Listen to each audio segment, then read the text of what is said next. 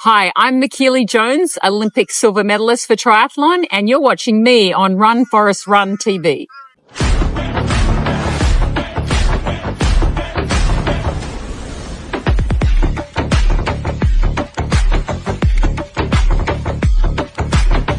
Hi, I'm Michellie Jones, a former professional athlete, but current age group champion in the 70.3 distance. I am also head coach of Giddy Up Multisports, and triathlon is my passion. This is what I love to do, and I think I'm more proud of than anything else that I continue to race and compete, and it's my athletes that I actually coach that keeps the passion strong. I grew up in a very small country town, not far from Sydney though. It was called Thirlmere. We were actually known for our steam trains, but I was a passionate horse lover. My mum raised 4 girls. I'm actually identical twin. Identical twin's name is Gabrielle. So I think from the start we were very, very competitive. And if you're a twin, you know that if you're firstborn, you're the best. Don't ask Gabby who the best is because she was second born. She will tell you probably opposite. But yeah, I think like growing up with horses, it definitely gave me a strong work ethic. And, you know, it was very much about competition, particularly when you have a twin, although it was more to the attitude of like, we wanted to get first and second, and we definitely didn't want anyone else to beat us. And I think that really drove my sporting, like, I think passion from the start, just not only wanting to beat Gabby, but wanting to beat everyone else. And I was fortunate enough that I had a high school run coach that truly believed in me at a very young age. And he's the one that sort of suggested I do triathlon. I had never heard of it. And so I did my first swim run. It was called the Champion of Sydney.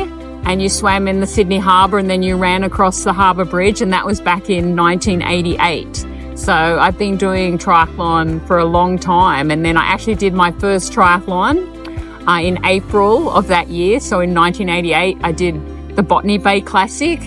I ended up finishing second overall. Maureen Cummings, who actually is a fantastic elite age grouper as well, who still races to this day. So she was first across the line. I was second. Of course, I won my age group. But yeah, you know, it was one of those things that I was hooked. I also grew up thinking, I wish there was a sport where you did multiple sports. I mean, I didn't know about pentathlon back then, but definitely for some reason, triathlon was something that, you know, I gravitated for. That first race I did in 1988, there was something about it that I absolutely loved. And then from that first triathlon, I was at university at Wollongong studying teaching, and that's sort of what got me through university. It's like all my friends were jealous because I'd go and do these local races, get a couple of $100 here and there, while they had to go get like part-time jobs. Triathlon was my part-time job, like all the way through university. And then one of the other dreams that I had when I was growing up, I always wanted to go to the US. And I had that opportunity at my last year at university where I qualified for the ITU World Championships in 1990 in Orlando, Florida. Absolutely loved it. Fell in love with the US. I ended up around 13th position that year. So not bad for my first Olympic distance world championship. And then, of course, from there, the next year, I actually got third at the world championship on the Gold Coast, the ITU World Championships.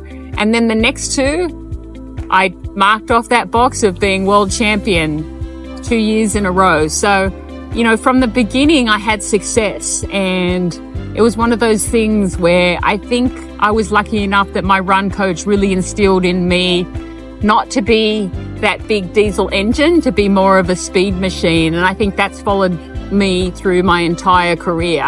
And I think that's why I think I excelled so much and so quickly early, is because I was doing short stuff. I was doing fast stuff. It wasn't long. And I still preach that to a lot of people today, that you should be fast before you go long. When I was growing up, I always loved the Olympics. But, you know, I never thought that I would ever be good enough to ever get the opportunity to ever do the Olympics. It wasn't like a dream like many Olympians that like they dream from a very young age. It was more like, I don't think I could ever do that. That's like way out of what I'm physically capable of doing. But then, you know, triathlon came, and all of a sudden it's like I found my niche. I found my passion. I found something that I truly loved, and I was pretty good at it. So coming off to World Championship victories, focused a lot of my season in the US. Obviously, at that time, triathlon was huge in the US, so was lucky enough to make a good living. And then all of a sudden we get this announcement that maybe we'll be in the Atlanta Olympics. But unfortunately that didn't happen. But I think I was blessed because having the Olympics in Sydney, basically close to where I grew up, of course, my home country of Australia, to be able to showcase triathlon on the first day, the first event. And, you know, it was just amazing experience. Qualifying to get on the Australian team was one of the toughest things you had to do in any sport. Australian females were so dominant. The year before, we pretty much finished first, second, third, fourth, and fifth at the World Championships. So to get one of 3 spots for that Olympics in 2000 in Sydney at the Opera House was going to be very, very tough. And, you know, I sort of knew that if I could be consistent and if I did well on a race, I had a history that I could continue to do that. So come the Olympic trials, tick that box off, won the Olympic qualifier on the Olympic event. I was so ecstatic because unless you tick that box off, there was no dream to go to the Olympics.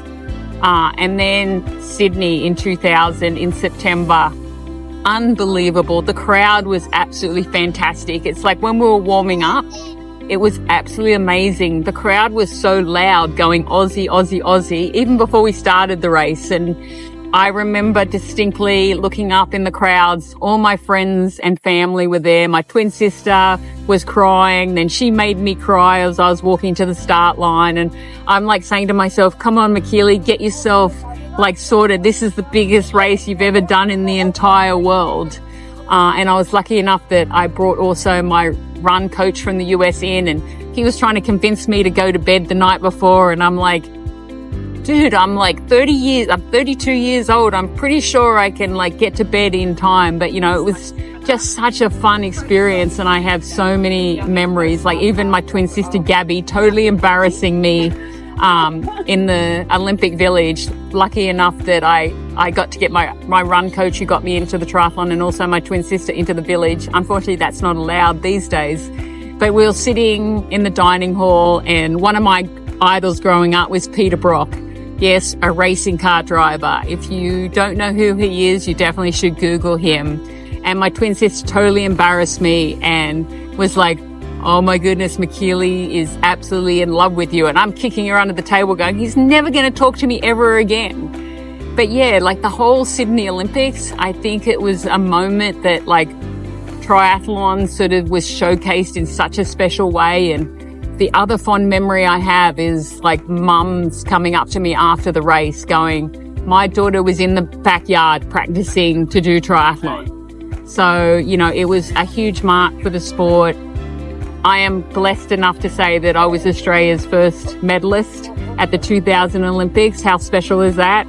I was also triathlon's first ever silver medalist. Although one thing that I get asked repeatedly, do I wish I had won the gold medal?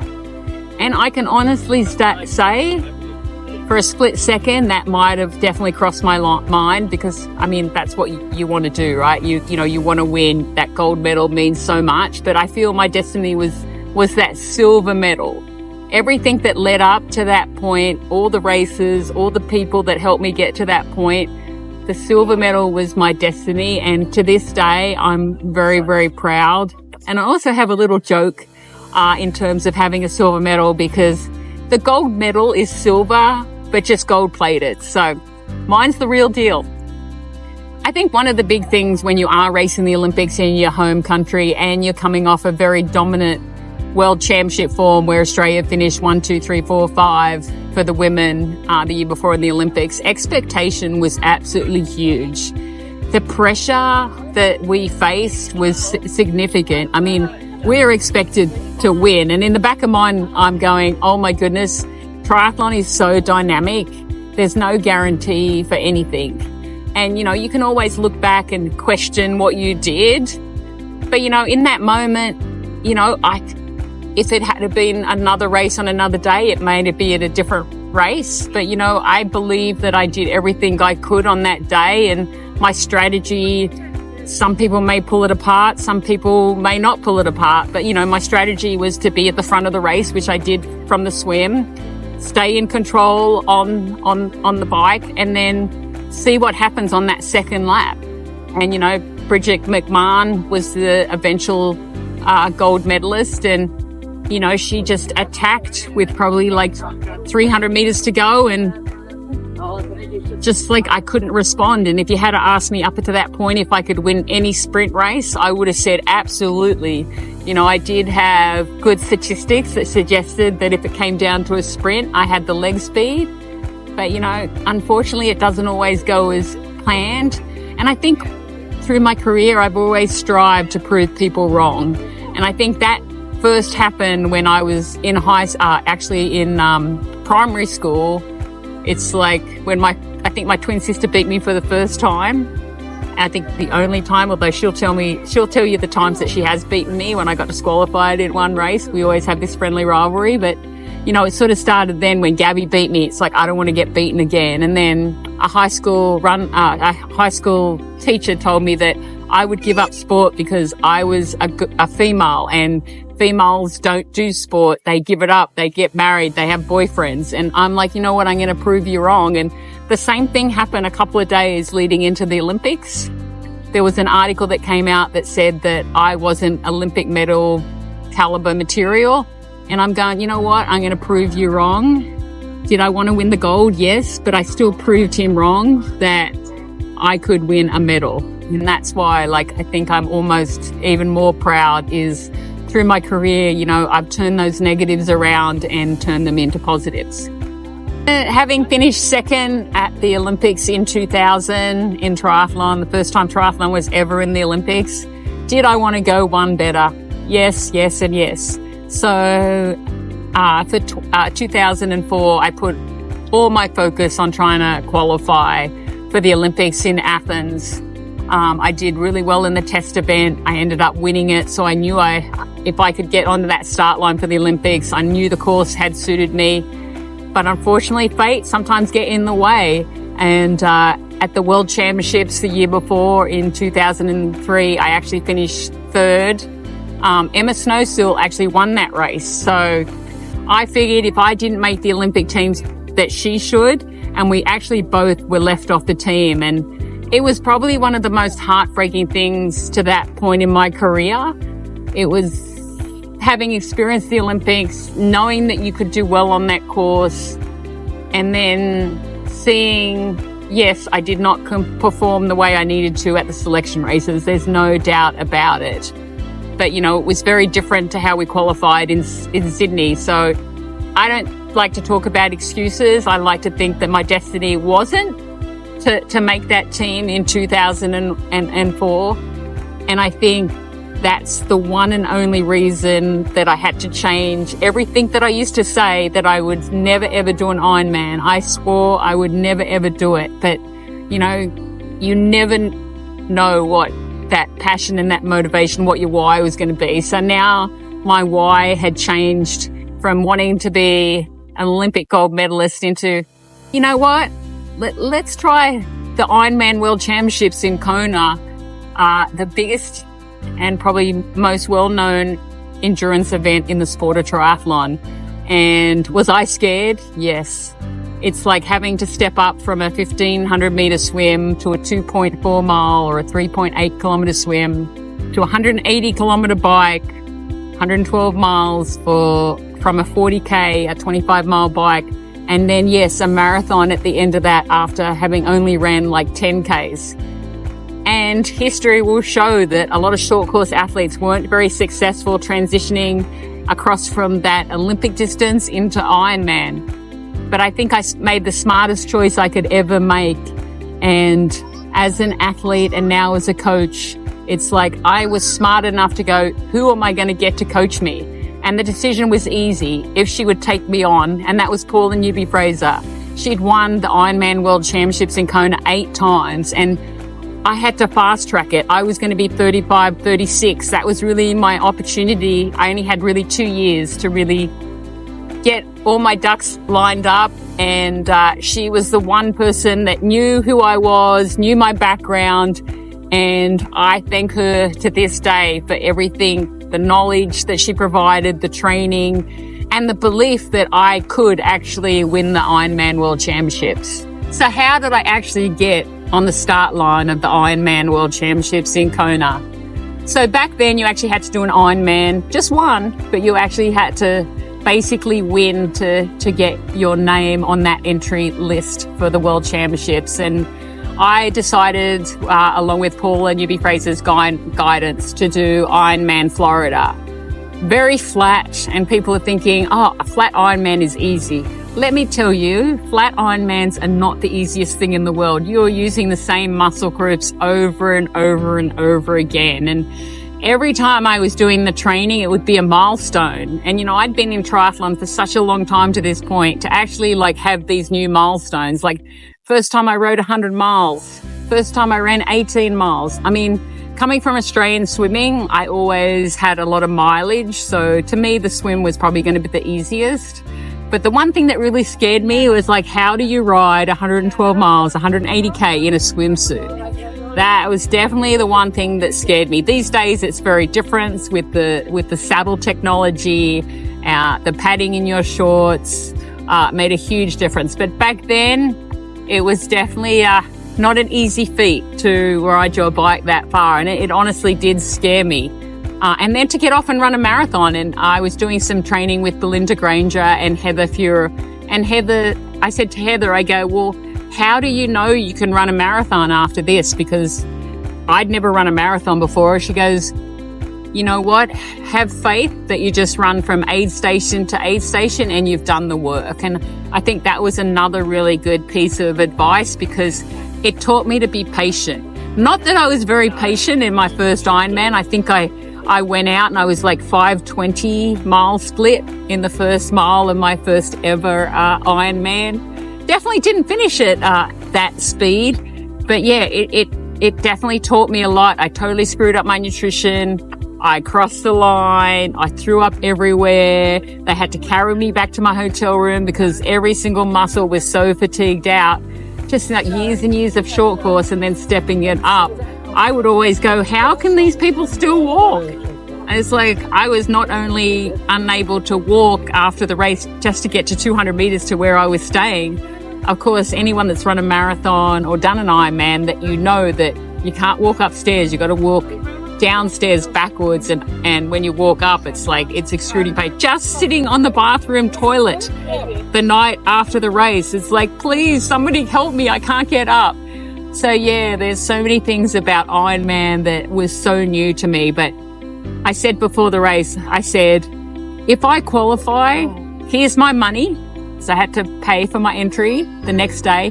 Here's my money. Don't ask me if I want to do it. Just here's my money. So punched that ticket. And then, of course, that was in November, which meant I had all the way until the following October to prepare. Unfortunately, it wasn't great preparation. One of my favorite races in the world is the Escape from Alcatraz triathlon that I've won many, many times. I actually crashed my bike. I had slipped off the handlebars and fractured my hip. So going into my first ever world championship, I actually did a lot of water running. This was going to be my second marathon. So not a lot of confidence going in, but absolutely crushed the swim. Got to the front of the bike very, very early, was in the lead all the way up until about 30K, 18 miles. And then Natasha Badman, defending champion, caught me with, 10K to go. And my mind was willing, my body was not able to go any faster. But I was super proud to cross that finish line in second place. Again, another second. It was I'm oh, is silver always going to be my destiny? But as soon as I crossed that finish line, I definitely wanted to come back and win the Ironman World Championships. And look what happened. I ended up winning the following year. I believe my race the year before was a little bit better, but it doesn't matter. It's like the whole goal is just to get across that finish line in first place. And it doesn't matter all the bumps in the road that get you there. It's executing on race day. And I always tell a lot of people, be happy with the race you had, not the race that you wished you had. And I think that attitude really helped me moving on from my disappointment of getting the silver medal in Sydney. And then the real disappointment was more like not making the team for Athens. But look what it gave me. It gave me something that I thought I never wanted to do. I never thought I could do, let alone to turn around and now call myself an Ironman world champion. Like, wow. Yeah, so getting another silver medal at the Ironman World Championships, as I said, the first thing I did when I crossed that finish line, I want to come back and win this. So from every single minute, every single second for the next 12 months, was focusing on what can I do better? What can I improve? How can I walk away with that title? And it was just, I think more of it was confidence too. Now I had that experience. I knew what it took. I knew what that course was like. So every day I went training, I would visualize exactly what I needed to do, how it was going to feel, the ups and the downs, because Ironman's a big roller coaster. You've got to deal with a lot of things that go right, but also a lot of things that can go wrong as well.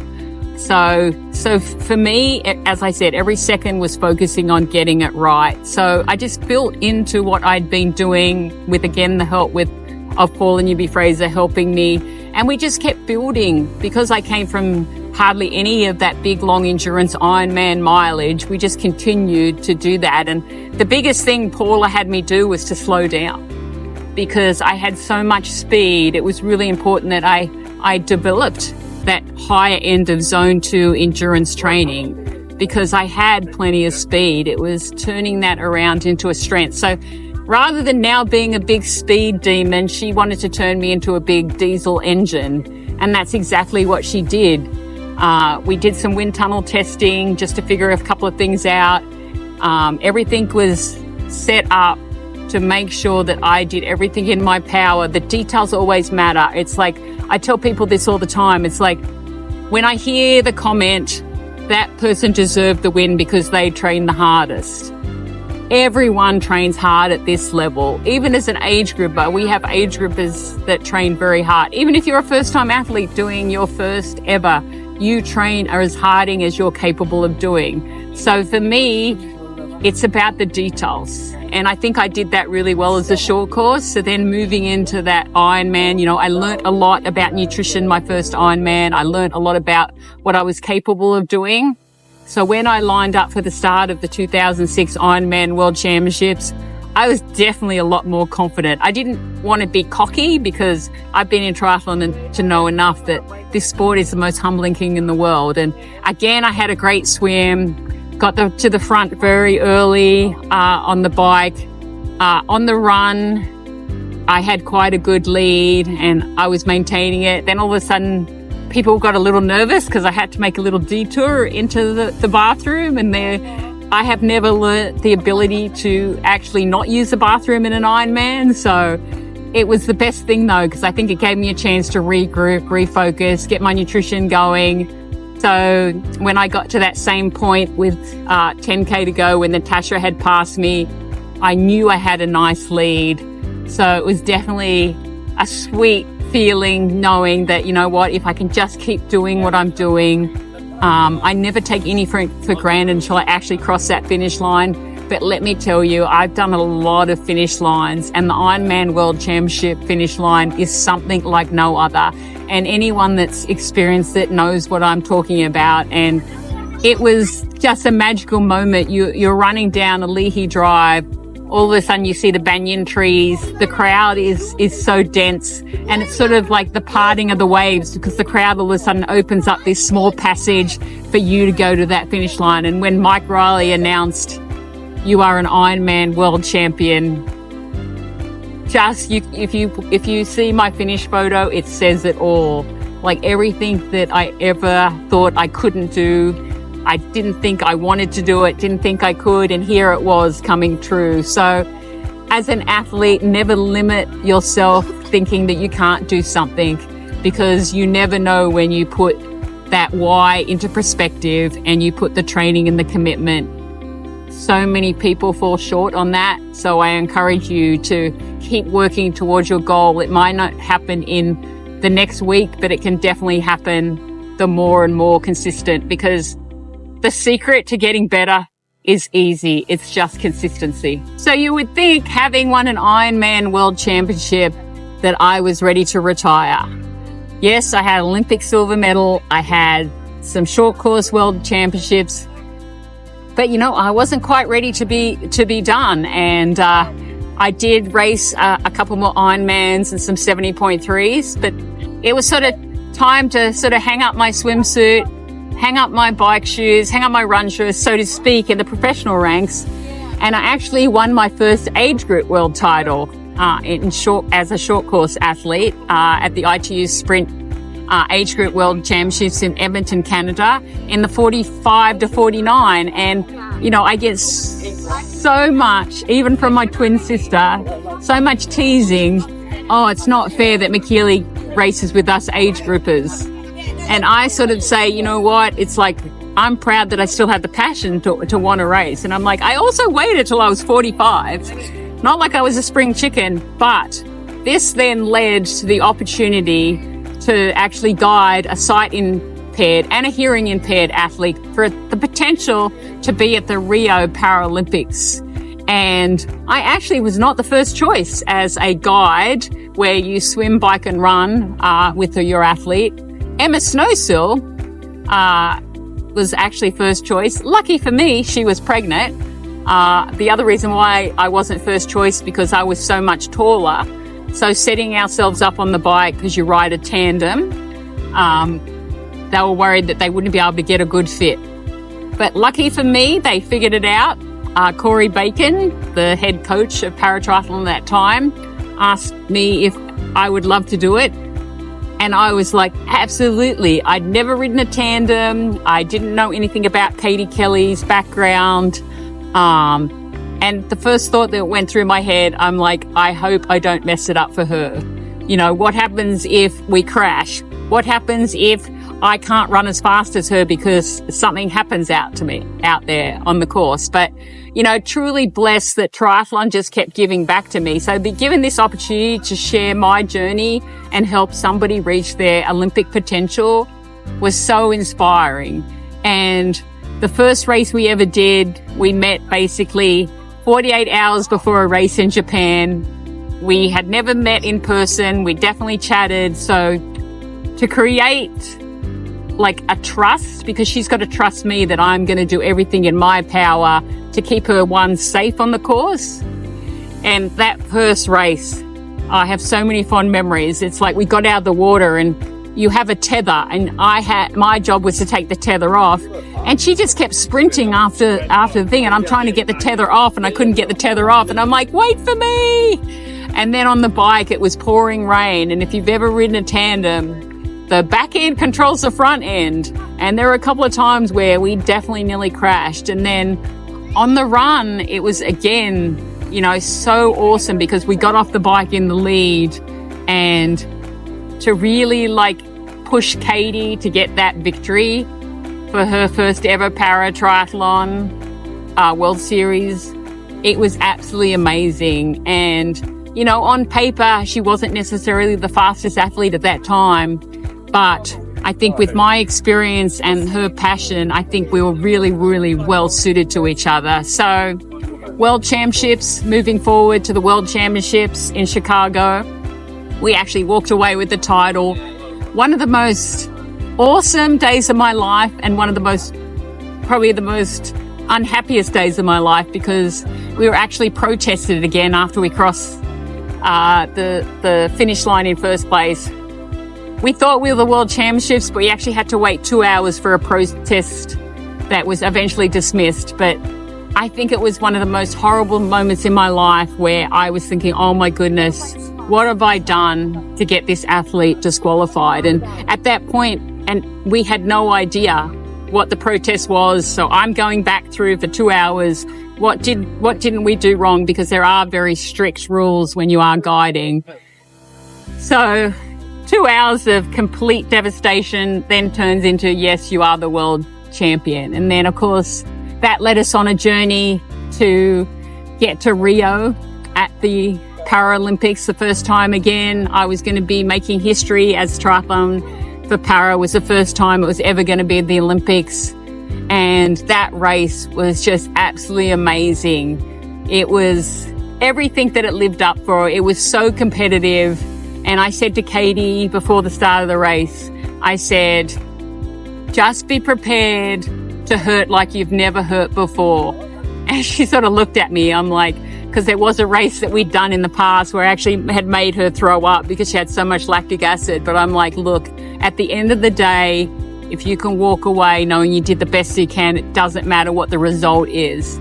So we got out in the swim, and we were one of the ones that actually swam the course the day before, because a lot of athletes were worried about the quality of the water. But I felt it was important that we swam the course so we would know exactly what the current was like, you know, where we needed to push. And I had actually taught Katie to actually count the strokes to the first buoy.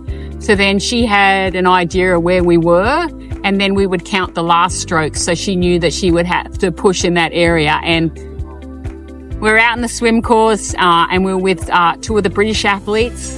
And I saw they were going off course because it was definitely hard to navigate coming back in. So they were a little bit in front of us, and I pulled her away from their direction, and we actually hit the beach almost identical, even though on paper they were faster. So strategically making that decision had a huge impact. And then one of the other things that we did was I had tried to teach Katie how to get out of the saddle on the corners because her power was a little bit lower than some of the other athletes. But if we can maintain speed, the tandem is way faster. Every time you have to slow down, it's a lot to get it back up to speed. So that tactic again on this course, we had so many U-turns that we had to do, was I think another thing strategically that really set us up. And then when we got off the bike in the lead and we had at least a minute, I just said to Katie, relax, breathe, enjoy this moment. And it was funny because the last K, she was sort of in a state of panic because she didn't want to get past. And I'm like, this is the Olympics, you got to enjoy it. And I reminded her that, and I love the video of us finishing. You can see that she actually enjoyed that Olympic finish line, and to walk away as gold medalist in para-triathlon in her category, sight impaired, it was absolutely amazing. And it's probably the highlight of my entire career. You know, I think one of the passions that I've always had, especially coming from an education background, having a degree in teaching, is I got asked a lot, Michellie, will you coach me? And obviously, one of the things that I wanted to do is give back to the sport that has given me so much. And I really believe coaching was one of those paths that I didn't really think that I would go down to, but I've absolutely enjoyed the journey up into this point. So coming from a horse riding background, of course, I had to bring some sort of that element into it. So my company is named Giddy Up Coaching for that reason. And we always need a little giddy up. So I've had the opportunity to coach so many wonderful athletes over the years, from first-time athletes to athletes who have won on the World Championship stage at Ironman level down to sprint distance racing. I've also had the privilege to coach a couple of professional athletes over the years as well. But truly, the most favorite type of athlete to coach is one that's coachable. And what does that mean? It just means an athlete that's willing to listen, willing to put that good, consistent efforts in. And I think that's one of the things that really drives my success also is continuing, is the passion that I see them putting in, the commitment they make, and then following through with those goals. So that's sort of the focus of Giddy Up Coaching. It doesn't matter what level you're at, because I often get Michellie's like, she's not the coach for me because she's done all this awesome stuff in triathlon. But, you know, I also got the opportunity to coach at the University of San Diego, which was absolutely fantastic because I had athletes who never knew about triathlon, who'd never swum, to see their progress. Sometimes that's more rewarding than some of these seasoned athletes that I coach. But I think one thing that really inspires me about coaching athletes as well is, you know, sometimes, you know, it's nice to get in and do some racing because it reminds me of how fragile dreams are sometimes, but it also reminds me of what it's really like to get in there and race, because everyone assumes because I have done all this racing over the years that it's guaranteed that I'm totally going to do well. But, you know, it gets harder and harder as we get older, and definitely everyone wants to beat me, of course, because everyone wants to say that they've beaten me.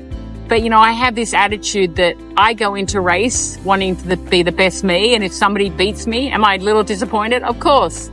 But you know what? They deserve it. You know, it's like I deserved it, I feel, when I was racing. And if somebody puts the time and effort and commitment and sets that goal, to me, that's winning. So crossing the line first for a lot of people is winning, but only one person gets to do that. So my coaching philosophy is like, let's see where you're at. Let's see where you want to go. Maybe we can push that envelope out even further. So I think that's where my real passion comes from, is you tell me what your goals are. I'm going to set an even higher standard. And it's really rewarding to see the athlete achieve. And I think one of the other things that, if you've been watching this series for a while, is I talked a lot about, you know, turning that negative into a positive. And, you know, sometimes they're like, you have athletes say, but you haven't raced a long distance race in a long time. So definitely I proved my point this year at the 70 in 2025. So having raced short course for a long time and then stepping up to the Ironman level and then stepping down to more of a short course focus where I started racing age group. I'm a big believer that short course racing is fantastic. Doesn't matter if you're an Ironman athlete, a first timer, or an Olympian. You know, speed work is speed work. And I think a lot of people think that sprint distance racing is for those novice athletes.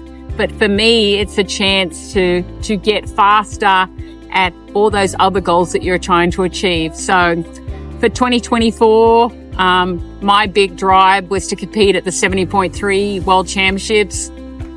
I can't even remember. It's been so long since I did my last 70.3 World Championships. And there's two reasons really why I found my why. The first why was I wanted to help one of my athletes out in the training. So I became their training buddy and I got inspired by them.